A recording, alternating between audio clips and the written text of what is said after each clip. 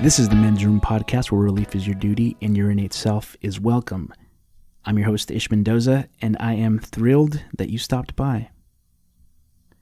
On today's episode, we sit down with a gentleman who is an author, a business development professional, a board game enthusiast, a sports fanatic, a husband, a believer, a jack of all trades, Mr. Blake Bauer.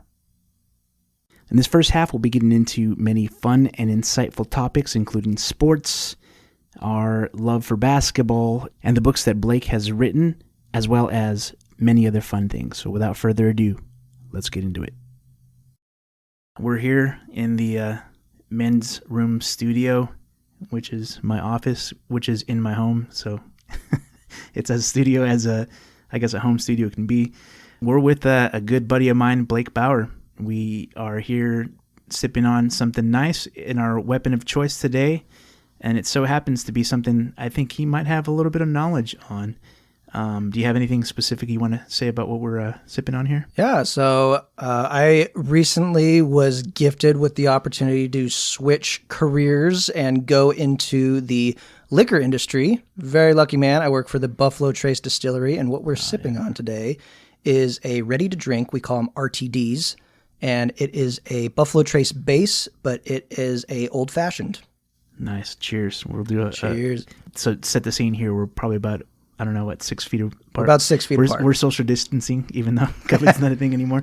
But so we can't clank our glasses, but you can hear the ice in the glass here. You know what I thought of when RTDs, because I've heard the term before and I've had them before too, but... what's the meal ready to eat, right? Have you ever heard of that? I've never heard. No. RTD was a new term to me until I joined the industry too. And that is like, everybody uses that. And I was like, I've never heard that, but here we are. Is there any other like weird abbreviations that you've come upon that people are like just, or like industry knowledge that just like they'll shorten a word or say something that's like you're supposed to just know off This the top? is actually really funny because I came from the power tool industry. Now I'm in the liquor industry, and distro is a word that they use or disco, which is discontinued. People just say like, oh, it's disco. And I'm like, what the heck is disco? And they're like, discontinued. And I was like, oh, I probably should have known that being in sales, but I'd never heard that. Distro is distribution, just shortening words. Nothing crazy, but the kind of just fun lingo. There's lingo in every industry. Yeah, disco sounds like such a happy like dance word. And it's actually the worst thing probably because it's discontinued, and so it's going to make someone miserable. Yeah.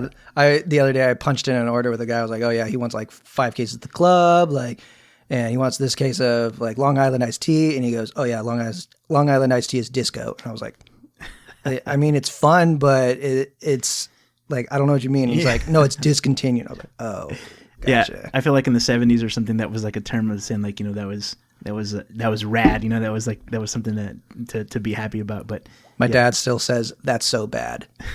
I'm like, all right, Dad. My dad says right on for agreeable kind of reaction. I say right on. Yeah, that's one of those retro words. Daddy-ish. If you're listening to this, right on. Yeah, he'll appreciate you, and he'll give you the wink and the nod. Dude, your dad sounds cooler than me. He is a really cool guy. He's got a crazy story too. I actually want to have him on. He's done a podcast before, like with someone from his church. But his story is pretty crazy because he came from he was a little hoodlum, and he kind of lived a life of tomfoolery, as they would say. Right on. And now he's a pastor, so it's like a dude. That's my dad too. My dad was a total hoodlum, and now he's a pastor. Yeah. Yeah, we should get them on together. I know that'd be really crazy. They're just like sharing war stories, Yeah, my dad won't share them with me. I'll get him every now and then, but he'll be like, "Yeah, when I was a little bonehead." He calls himself a Weedy McSmokestacks, and because he smoked weed. Smoked weed, yeah. He's like, "Yeah, I was back when I was a Weedy McSmokestacks." Pretty funny. Well, the thing is, like my dad, there was a lot of this. So he admittedly he says that he wasn't a great father like when we were early in age because he was a kid himself. So it's really crazy because my parents, there's 4 of us, 3 boys, 1 girl, and by the time my dad was 24, they had all 4 of us. No way. Yeah, 24 years. And I think about that when I was 24 years old, like how I I was not ready to have kids. And imagine having 4 kids at that time. At 24, yeah, I think I was on like dating apps and like I just learned how to wipe my butt pretty much. Pretty much. Yeah. So like, imagine that. So like, I feel like in his mind, there was a lot of like, a lot of his youth that he kind of didn't experience. So he kind of grew up with us as you know, as he navigated through life. And so he had a lot of like downfalls. So I remember, like, I can remember as a kid, maybe 2 or 3 years old or whatever, like helping my dad like separate his stems from his like weed. And he was like a dealer from out of the house and stuff like that. No way. Yeah. So, I mean, he shares the story now because we were kind of a part of it too. So, you know, he's pretty open about it and stuff too. But yeah, it's a crazy story. Like, you know, he came from a really like extreme life of just like, you know, a sinful nature or whatever. And he kind of, on the opposite, I grew up a really like strict conservative, because there were like, that was kind of the introduction to faith he had, is I'm all in for like sin. And so I'm going to like dive in the deep end of like faith and like be at the church 24/7, like go through like discipleship classes and do all this stuff, because that was what he was used to. Like, I have to live the life kind of thing, you know? Yeah. So that's very familiar. Very familiar. That my parents kind of a similar path. Like, they came from a very big party culture. They were down in LA. Like, my dad, he's not shy. He was like big in the music industry. He was a promoter. He was a band manager. Like, he was big on the party scene. So obviously like drugs and alcohol are super involved. I won't tell too much of his story, but so he has a chance one day. But if he ever gets to come on here, Dad. Yeah. Hook up my buddy Ish. There's a little plug for the future Mr. Bauer as well. I was gonna say, but yeah, and then once they converted, they like moved down to my hometown, Tehachapi, got involved in a church because they wanted to have kids and they wanted to get the kids involved in church, and then they just like dove all in and were like, yeah. And I basically grew up in the church 6 out of 7 days of the week, because private Christian school. So I was there 5 days. My dad worked there, so he was picking us up and taking us there. And then Sundays we spent all day there. So the only day I had off from church was Saturdays, really. Yeah, that's kind of how I almost been resentful or a little bit bitter in my youth of the church, because we were literally, and we grew up in a small like Hispanic church too. So like there was no staff. So as a part of my dad's discipleship program, we were like scrubbing toilets and stuff. So I hated it, because I was like, why are we spending our Saturdays out here? We could be playing or something like that. So I got a little resentful, but yeah, I can go talk for hours on end about that experience too. Tehachapi. I had no idea. Yeah. What's Tehachapi like? Tehachapi is, there's a lot about it I could say. I love it, honestly. Like me and my wife, Cammie, we oftentimes will talk about like, we're really glad that my family lives in Tehachapi so that we can go visit. They still live there? Yeah. So like my dad, my mom, my twin sister, my brother-in-law, my baby sister is at college, and my little brother lives in Phoenix. Okay. But Tehachapi's kind of the hub where everybody goes. So like 4 out of the 8 of us now live in Tehachapi. So that's kind of the hub. Yeah, high desert, really pretty, great weather, not a ton to do.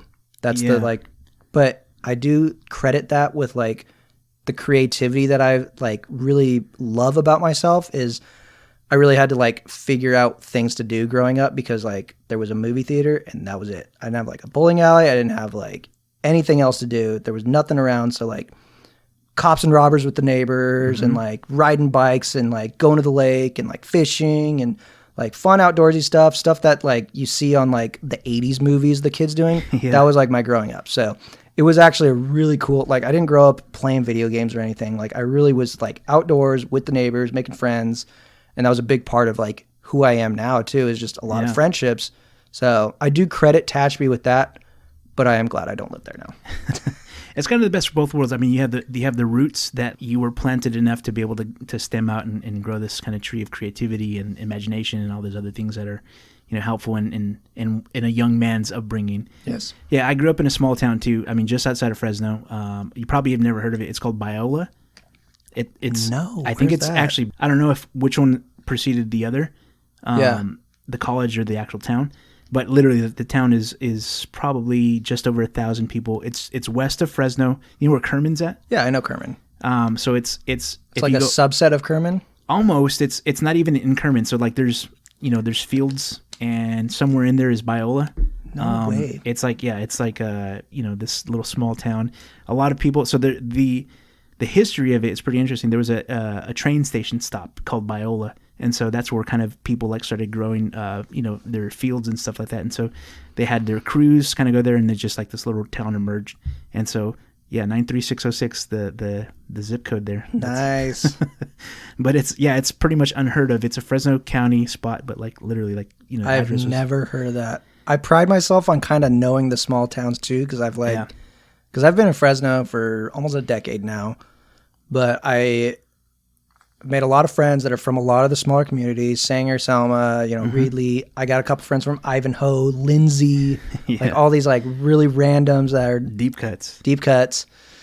Yeah, but never heard of Biola. So if you take Shaw west, like keep going, just past the newer developments and stuff, and you just keep going, drive like you're trying to go to Kerman or even Madera. So I guess it's between Kerman and Madera because it's west of Fresno.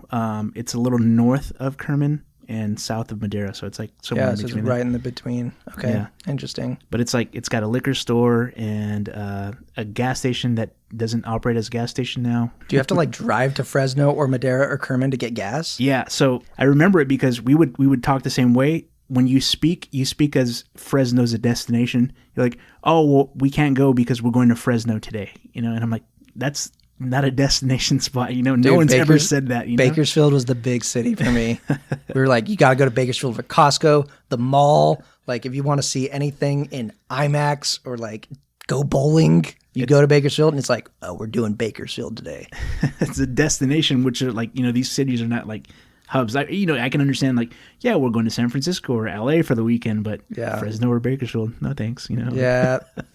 I have a lot of thoughts about Fresno, though, too. As somebody that didn't grow up in Fresno, it's very interesting to me that a lot of the like locals don't really love it, and it's pretty common to like kind of get shit on a little bit. Well, here's the thing. I feel like I lived that. My story is interesting too because I lived in Biola, pretty much Fresno, up until I was 11 years old, and then I moved to actually Fresno proper.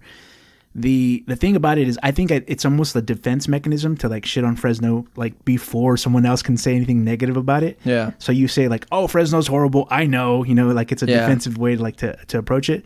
But what happened is I went to school in Phoenix and I lived there for 3 years. And then I moved back to California, but I was living in the Bay Area. I was living in San Jose, and then I also lived, I was kind of like in my 20s and I was figuring myself out, unattached and all these things and living on my own ambitions and stuff. And so I missed Fresno, to be quite honest. I mean, that was where my family was still rooted and stuff, but like the town itself, I just knew it. And so like now that being on this side, growing a family and like having to worry about school districts and all that stuff, like it's a great place to grow up, honestly. I like have my sales pitch for Fresno now because now that I've been here for almost a decade, I've been here for a decade off and on. So I spent like my 4 years in college, and I did 2 years after college, and then I moved away for about 2 years, and I did a stint in Modesto, and then a 1 year stint in Modesto where I met my wife, a 1 year stint in the Bay, and then me and my wife both moved back, and we've been here since 2020. So that's about 9 years altogether. But now I have my sales pitch where I'm like, yo, Fresno, cheapest place to live in California. You got Yosemite in your backyard. You got the Central Coast. You could do a day trip to San Francisco. You can do a day trip to LA if you're really like feeling awake. But it is like great community, small town vibes, big city, tons to do. Concerts come here. What's not to like? Well, the objective thing would be like the best thing about Fresno is the opportunity to leave Fresno. Well, that's what everybody says. That's what drives me crazy because all the locals are like, can't wait to move from here. Like, oh, I can't wait to move to the Bay or like whatever. I'm like, no, I mean, I guess you can, if you have ambitions to do something, in where those areas are kind of thriving with, tech or if you want to become a creative or something, maybe LA's a spot to be. But yeah, you can't get the opportunity to live in California, to probably not have as many like restrictions as these other big cities have. Also cheaper cost of living. No traffic really either. Yeah, you're right. I mean, I've never, aside from like maybe an accident that happens every once in a while, there's never been like bumper to bumper traffic for me. So it's got a great quality of life is like my point. Is like if you're looking for a quality like career, yes. San Jose or like Bay Area, LA, like if you're looking for like a creative arts career or yeah, like you said, tech, yeah, you're probably not going to find that in Fresno. Yeah. However, if like quality of life is what you desire, I don't think there's a better place to live in California. Well, there you have it, folks. Fresno, the city of the future. The city of the future. Or something. Cheers something to that. Yeah, cheers. Clink. Clink. So I had a bunch of questions. We haven't even got into them. That's how great this conversation is already going. Naturally, just flowing. So I'm really, you've got a really interesting life aside from your, upbringing and just kind of your journey throughout the cities of California. But curious about like, what are the elements that make you yourself? Like who are you in a nutshell? Yeah. That is a big question. And I thought about this because I knew it was going to come up. So I'm ready to tackle it. But the first thing I got to say about me is like one of my favorite hats I wear is I'm a husband. I'm a new husband, about almost 4 years in. So yeah, we're getting there. But Mazel tov. Yeah, Mazel tov. Yeah, I'm a husband. That's a hat I wear. It's a hat I love to wear. I love my wife. I'm very lucky I met her. She has been a absolute life changer to me. Very influential to me. But who else am I? I'm a Lakers fan. Wore my Lakers shirt so I could be controversial. I don't know where Ish's NBA sports are at, but well, here's the thing. This is going to come up, but one of the questions that I kind of squeak the wheels with a little bit is, what do you think about people who think or believe differently than you? And I got to be honest, man. I am probably the biggest Laker hater out there. I have my team. I'm a Sacramento Kings fan, which we don't really say that super proudly. But I would say, first and foremost, my hatred toward the Lakers comes before any other like fandom for any other team. You know, it's my favorite thing about, and you're going to hate me for saying this, but every fandom hates us, and you guys are nothing to us. Yeah, you don't even. If you're a Boston Celtics fan, then you're something to us. That's our rivalry. But the Kings hate us. The Warriors hate us. The Clippers really hate us. Like the Suns hate us. Like the whole Pacific Division hates us. And so we're just comfortable with that. We're okay with it. We're okay with being, we are the Empire and you guys are the Rebel Alliance. Like I'm willing to admit the Lakers are the bad guy of the NBA. But as a Lakers fan, we've leaned into that. Yeah, it's kind of so I mean, historically, I've really liked some Lakers players. I really had, affinity for player. Magic, was. Yeah, we have a plethora of top 10 all-timers. Like, let me ask you a controversial take here. What were your thoughts of LeBron pre-Lakers? Okay, actually, that's a great question because I have a very unique story about it. So the year was 2018. LeBron came to the Lakers in 2019, the summer of 2019. In 2018, the Lakers were out of the playoffs. They didn't even make it. They had like Nick Young as like their best player. Like terrible. Was that Swaggy P? Yeah, Swaggy P. All the memes were about him. That was like when meme culture was kind of fresh. Right. And he was getting all the memes. That was the only thing we had going for him. So at that point, I'm a huge NBA fan in general. So I was like, you know what? I'm going to choose a team. Never been really a LeBron guy. I'll watch Cleveland because his team kind of sucks. And I originally wanted to watch them so that I could kind of like prove to myself like that this was the demise of LeBron. Like he wasn't as good as everybody said. Uh-huh. I don't know if you remember that year, but 2018 LeBron took J.R. Smith, Kyle Korver, and Kevin Love as his like next best guys all the way to the NBA Finals to lose to the Golden State Warriors. But he dragged them through the Toronto Raptors, who were the 1 seed. Mm-hmm. So they were an 8 seed, I believe.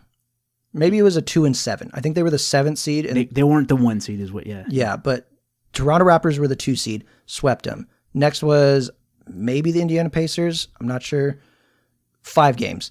Beat the Boston Celtics with a young Jason Tatum, a young Jaylen Brown, Al Horford, Kyrie Irving, what's that guy's name? Gordon Hayward. Yeah. Like they had a good squad. And I thought by that point, I was like, there's no way. This team is like got 3 All-Stars, 5 fringe All-Stars. They had Marcus Smart too. Like they had a stacked squad and LeBron killed them. Oh, they also had that one twin brother, Marcus Morris. Yeah, Marcus Morris. Yeah, Marcus Morris. Like, they had a good squad. And so my respect for LeBron skyrocketed after that playoffs. He took scrubs. He took scrubs to the finals. And then they almost stole game one, which turned into the J.R. Smith meme. You know, they almost stole game one in Oakland. Yeah. And so my respect for LeBron really skyrocketed right at the right time. So my heart was already prepared for him to come to the Lakers. And that was before even the talk came. So I was actually pretty happy when he came to the Lakers.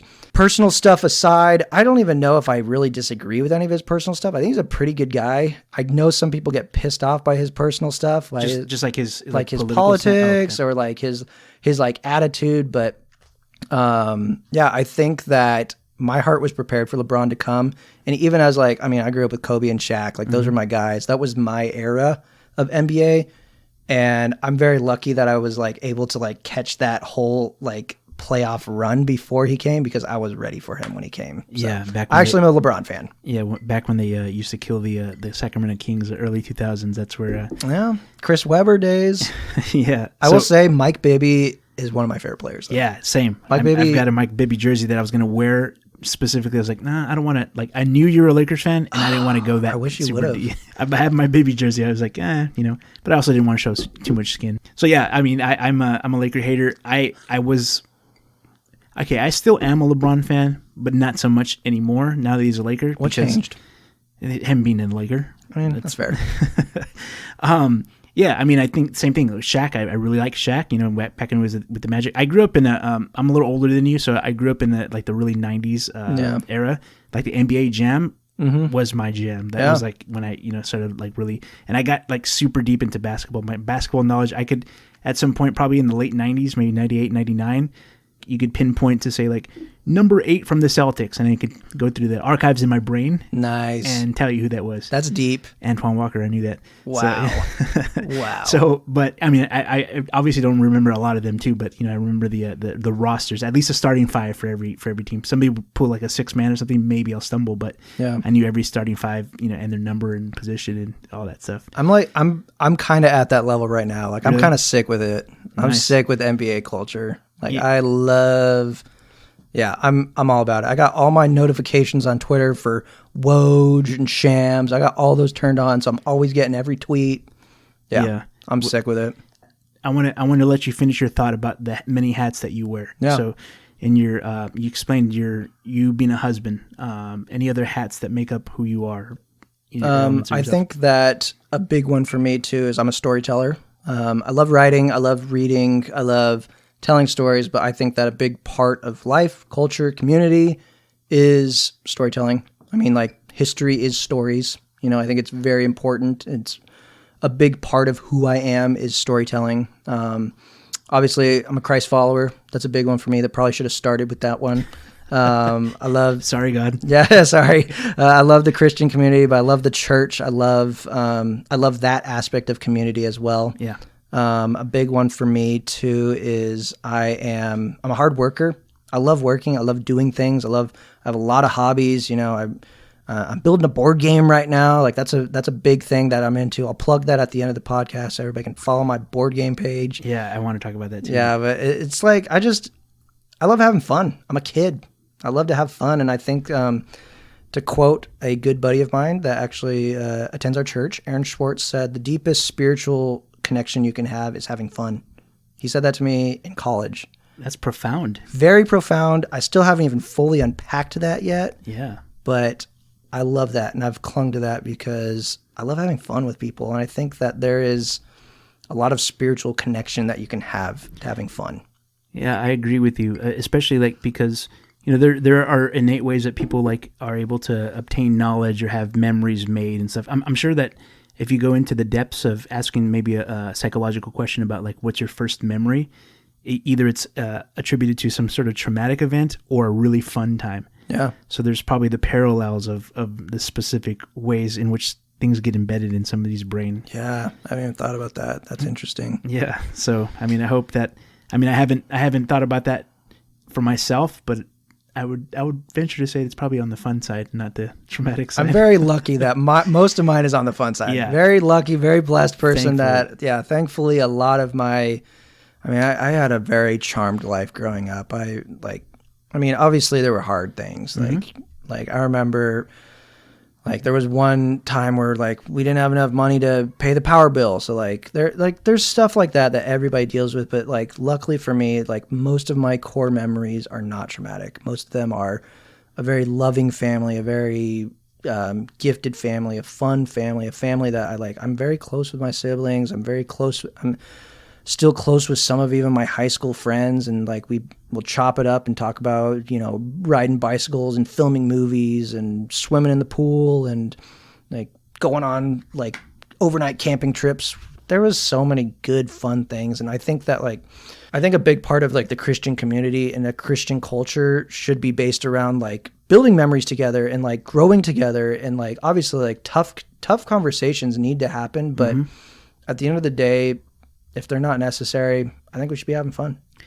Yeah, I agree with you. I think that's, the way we I try to aim life. And I think that the doing life together is about that, because the memories that are created, the experiences that are had are always the ones that you go out and intentionally do. And so my wife and I were talking about this too, like the best thing that we have been able to find in the Christian community or just the faith community in general, people that are encouraging to one another, are the people that you're kind of like living life with, doing life with, That's a super like Christianese thing to say, is doing life together. But it's kind of true, it's kind of true when you're like embedded, you've got friends, you've got like relationships, you've got people like hold you accountable in a lot of ways. Those are the best kind of relationships that you can kind of build off of that too. So, I mean, to honestly give a shout out to our church, like Midtown, that is like what we talk about, that we love, is like being so deeply rooted in community. Like we all live very close by. We see each other in the coffee shop. We see each other on walks. We see each other during the week. We do home to home together. We like see each other on Sundays. We meet like individually. We meet together. We meet as groups. We go camping together. Like that is the best part about the Christian community that we're currently in at Midtown, is just like there's a deep rooted sense of togetherness, growing together, and also just like encouraging and building each other up. And there's like true joy from that. Yeah, for sure. So shout out Ryan Kenny. Yeah, shout out Ryan Kenny. If you're listening to this, you're dope, dude. Yeah. Storytelling. I want to really get into that, because that's something that I just found some immediate joy knowing that you, number one, have like gone out and ventured and actually done the thing and like wrote a book. I'm sure you've come across the people that say like, I've got this idea for a book, or like, for me, like what I've always said is like, I want to write a children's book, but by the time I get around to it, my kids are going to be like full on adults. Yeah. And so, but you've done it. Like, not only are you a storyteller, but you've actually put pen to paper, or, I don't know how that works from the publishing side of things, but you've actually done the thing. So can you tell me about that? Like, how did you first have the idea of writing a story, and tell me about the stories you've written? Yeah. I mean, honestly, it started probably like high school. I took a course. I grew up in a classical Christian education, which for those of you that don't know that, private school, but also like I did Latin, I did like a little bit of Greek, I did this course called Omnibus, which was a amalgamation of like literature, biblical storytelling, and history, all like in one 3-hour class. That's like really where it started for me, was Omnibus, where I loved to like dig into like Christ themes, and like we read Lord of the Rings, and we talked about like good versus evil, and we delved into themes, and we delved into meaning, and we delved into deeper than just like good guys like swinging swords around. Like philosophy elements of it? Yeah, philosophical elements to actual stories. And we read Narnia, and we read classic literature. We read Dante's Inferno. And like I fell in love with storytelling in high school because of that course, where I could dig into stories, dig into like fantasy worlds, dig into history, and then find a deeper meaning in it. And that's what storytelling has always been to me, has been a deep meaning behind an experience. And that's at the heart of, that's what a story is. It's an experience that you gain meaning from. That's interesting. So what I say is like, everyone has stories, but not everybody can put their stories down in thought, or even share them vividly, or even express them in such a way. Has that like inspiration kind of helped you become an author? I tell this to, I mean, a lot of people a lot of people ask me that. They're just like, how did you do that? How did you like write your story? How did you put pen to paper? And my best piece of advice is, well, I mean, like, I do have a little bit of training. I was a communication major in college. So I did some classes. I did some literature classes. I did some writing classes. I did some public speaking classes. So there is a little bit of taught element to it. But at the heart of it, I remember my professor at the time, her name is Dr. Pam. She was my mythology professor. Still talk to her, still love her. She's amazing. She'll probably listen to this because I'm going to totally plug it on my page. But Dr. Pam, she told me that a true storyteller is just honest, having honesty. And so when I write and when I sit down, I just word vomit as much as I can. And the cuts are minimal. Like in these books that I wrote 3 books. The edits are very, very minimal. Like mostly just grammar elements. Most of that is just a raw thought put onto paper. That's kind of the heart of passion, to be honest. I mean, because I'm glad that this subject has kind of been abundant or just kind of evident in my life as of late. And the reason why I'm starting this podcast as it is anyway is because for me, the element that I want to speak about is I love to hear about these things from people. And so that's a big part of like what shapes me and what kind of inspires me to do more and be more and things like that as well. So for me, the actual writing process is not per se like a pen to paper kind of thing, but more of a spoken one. And so, that's kind of where I'm thinking through in this podcast element too. But yeah, I love that idea of just being able to share a story and talk about it. And, we have the great benefit of having this digital outlet now. And so now that's kind of my inspiration to word vomit into a mic now, Yeah, I love that. I mean, you're doing better than I am because you're speaking directly to the relevant culture, and I am not stupid. I know that nobody reads books anymore. Like I love reading. I mean, obviously some people do love reading books, but like it is a dying art. And it is something that I wanted to do because it had such a deep meaning to me, was reading these stories of heroes and reading stories of people in the Bible that like followed God and were like blessed, or like people that defeated evil or that overcame evil with good, like deep stories like that. I wanted to put elements of my life into my own story like that. And it's probably like this book that I published in 2018. It's titled We Are the Kids. It's the one that we're going to be discussing today. Is like, that is my deep legacy right here. This is where I became, I don't want to say became a man, but this is, I think in my sense, like probably one of the most important things I've ever put out there. And this is something that I'm very lucky that God gave me some good words to put out there, and God definitely had a hand in this, but this is like the thing in this world that I'm probably most proud of is this book. Yeah, I read the book and I loved it. I really loved it. I think that I sent you a picture randomly of when I found out that you had an Amazon page and you had some books. I was like, whoa, like that blew my mind first and foremost. So like I went out and just like proactively got it. And so I had no preset expectations. I didn't even read the description of what it was. I was just like, I got to support the homie Blake, Love it. So the official title is We Are the Kids, University Tales from a Mediocre Resident Assistant. And so there's a lot of things that are like inspired to me. I want to talk about like a lot of the behind the scenes kind of things of you, but as I was reading it, I had so many thoughts that I was writing it down in my notes, my notes app. I love it. So I wanted to kind of share some of the things that were like, that stood out to me, as I was reading it, but I wanted it to before we do so, do you have sort of like the Cliff Notes overview of kind of what the book's about? Yeah. So if you haven't read the book before, if I had to describe it to you in Cliff Notes version, I would say that this is a book about growing up. It's a book about being a child. It's a book about becoming a man, but this is primarily short stories that took place between my sophomore and junior year of college. At the time, I was a resident assistant. If you haven't gone to college, you'll know that this is the guy that basically like is the like kind of pseudo leader of the dorms. He's responsible for making sure that, like everything's running according to plan. He does room checks. He makes sure that like nobody's like letting their room go to rotten. Like I'm with freshman boys in these stories. So like freshman boys, pretty disgusting people, honestly. Like I saw a lot of things that are pretty traumatic.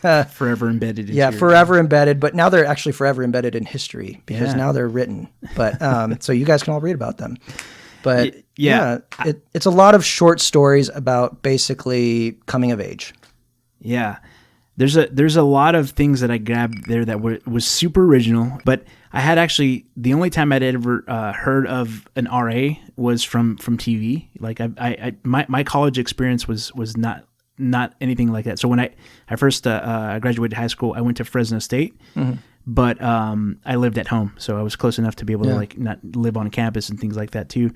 But then I also like, after like my college experience was crazy because I started at Fresno State and then I started working and I just took the college like working adult route, like did night classes and stuff like that. So my experience was I lived vicariously through a lot of the stories that you were sharing. What came to mind for me is that like I'm sure you probably have lifelong friends from these experiences that you had, and it's like for me, man, I wish I was there. I wish I was there to kind of live some of these stories as well too. But I mean, has that been your experience? Do you still connect with a lot of the guys that you wrote about and wrote with? Yeah, I mean, the characters, as you will say in these stories, are completely 100% true stories. So they are. I didn't change any of the names. I did have to get a lot of people's permission. Actually, I did have to change a couple of names because I couldn't get a hold of a couple of people. But 90% of these names are unchanged. I think I even put their full names on there, so you can find these people on Facebook. You can find them on my Instagram.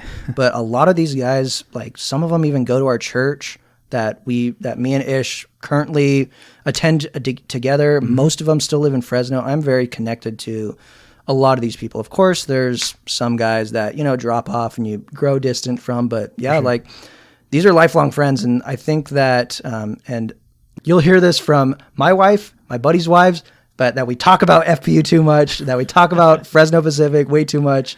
But like, this was probably the most formative years of my life. This is where I made decisions on who I wanted to be, made decisions on what kind of man I wanted to be, made decisions on like what kind of leader I was going to be. Like everything that I am comes from these stories, honestly. Like this was the most formative 2 years of my life put into a book. Yeah, so I'm really happy that you mentioned it, and I forget exactly what chapter, but I don't want to give too much away because I really want to encourage everybody to go out and read this book as well. But when I thought of RA, the first immediate thought that I had is Pam from The Office. I don't know if you remember the episode where Jim goes and visits her where she's at art college. Yep. And she's the RA. He's like, there's a girl that was crying, so Pam has to go handle it right now. Yep. And so I was like, interestingly, in the book, I forget what chapter, but you mentioned The Office. So I was like, oh, he probably knows about that reference too, as Pam is an RA. Oh, yeah. Yeah. No, I mean, that was like, if you guys are Office fans, yeah, Pam is an RA. She has to console a student. That was like my everyday, man. Like, I mean, like, obviously it's freshman boys, so there's not going to be like, oh, like, but it's more like, people are like mad at each other and you have to defuse it. There's a really solid story in this book. It's called Pink Fluffy Unicorns Dancing on Rainbows. I don't know if you remember that chapter. I do, yeah. But yeah, I'll give a brief overview because this is a great story. But it was a dude in our dorm was being super disrespectful, like blasting his music across the dorm. And I found a 10-hour version of a Pink Fluffy Unicorns Dancing on Rainbow song on YouTube and then blasted that right out of his door to kind of like show him what he was doing. Cause he just wasn't getting that. Like, we were like, dude, please stop. And it was just, fun stories like that. I wrote down some stuff that I was kind of feeling as I was reading as well. And, two things that stood out to me. Number one, the cast of characters as you align them, talking about who you're going to speak about in both parts of the book. I really love that. The best one that I liked the description of is Sunny. Because Sonny Ford, the Brit, 100% British, 100% swimmer, 50% fun. I love that. The book itself is hilarious. There's a lot of times where I just like laugh out loud, like as I'm reading it. My wife's like, "Oh, are you reading a comedy book?" I was like, "I don't think it's intentionally supposed to be a comedy book, but it's like super hilarious right now." But I'm just, it's probably like gleaned from the funny experiences that you had as well too, I'm sure. The other thing that I instantly took note of is we have a mutual friend, Joy and Dombasan. Yeah. I went to church at Via. Okay. And, Joy's plugged into Via. So, He wrote the foreword to this book. Did you read that? I did, yeah. Perfect. I saw the name, but it didn't stand out to me until, like, you actually described him as, Congolese. Yeah. And so I was like, oh, that's the same Joy that I know. So that's so crazy. And then, he's a dancer too. So I was like, yeah, that's definitely the Joy. There's another check for Fresno right there, where it's a city of 5 million people where you can know the same 3 people in different circles. Exactly, yeah. The circles are very small, especially like in the, like faith community and all that stuff, But so I was like, yeah, instantly, like there was a thing that stood out to me. It's an easy read, super digestible. What came to mind, the way that I started feeling, is not only because it's a very musical book. You have a playlist that's attributed with this as well, and Place is Fire, by the way. I loved the song selections and how it tied into each of the chapters. I'm glad you listened. That I never want to bring it up because it's obviously a book. And it's weird to like put a playlist with it. And so I'm always like, I'm not going to ask because I just don't know. But yeah, I'm so glad you listened. If you check your Spotify history, you can see that I'm following the playlist too. So nice.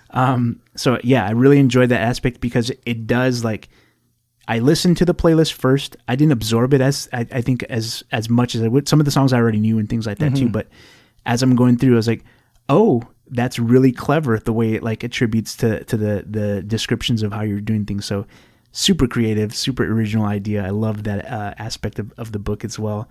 But it made me feel, I thought it to be like it reminded me of my mid 20s, and not because like of the college aspect, but just I felt like it was a super popular indie film that made me feel some type of way.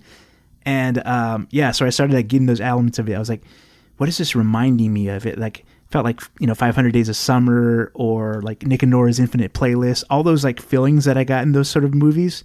It was kind of like evident in the same way too. So that's probably the creative side of me that was just kind of like tickled by a lot of the stuff that you're writing. Who's the director for Moonrise Kingdom? Wes Anderson. Wes Anderson. Yeah. That's kind of the vibe I was going for. So I'm really glad that you like felt that, because I really wanted it to be like the college comedy version of a Wes Anderson film was what I really wanted the like vibes to be. Yeah, and I think the way you set up the cast of characters, it almost like had that like slide edit the way Wes Anderson does. Yeah, where he like introduces a new character randomly. Yeah. I almost saw like this reel of the guys like shifting screens, like each person that was kind of like, and I have my own, aside from Joy, I don't know how any of them look. So like that in my mind, I had like a vivid image of what I assumed them to look like, probably way off what I'm thinking, but I am loving this conversation because you got this book, man. You got it. Well, yeah, I mean, I really enjoyed it for that aspect of it too, but like I said, it's really digestible. It almost like leaves you, it's very close to like even binge watching a show, because it's almost like episode to episode, and it leaves you like, well, I can read one more chapter. Let me just finish this one. And so I read it in a really short amount of time, even with kids, even with like a full-time life and stuff too, because I was binge reading it pretty much. Nice. Yeah. I love that. And there you have it, folks. This concludes part 1 of our conversation with Blake. Follow Blake on Instagram at world_wide_Bauer, Bauer. He's highly entertaining, and send him a message showing your appreciation. He also has links to all of his books, as well as the board game that he's designed, and he's a great follow. And if you're not already doing so, follow us on our socials, Instagram and Twitter at The Men's Room. TheMen'sRoom.com is our website. Tune in next time for part 2 of our continued conversation with Blake. Thank you so much for listening. Let's go.